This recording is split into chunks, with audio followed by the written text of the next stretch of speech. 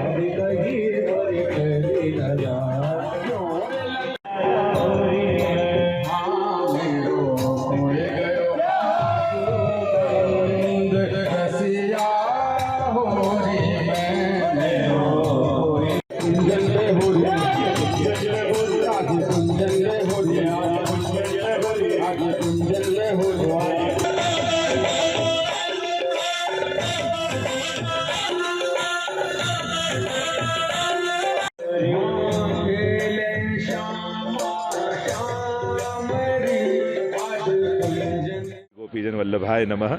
वैष्णव संघ बड़ोड़ा तत्वाधान में होरी खेलना दिवसों चाली रहा है અને अंतर्गत आज रसियागान और फूलफागनो दिव्य मनोरथ थवा जई रह्यो छे।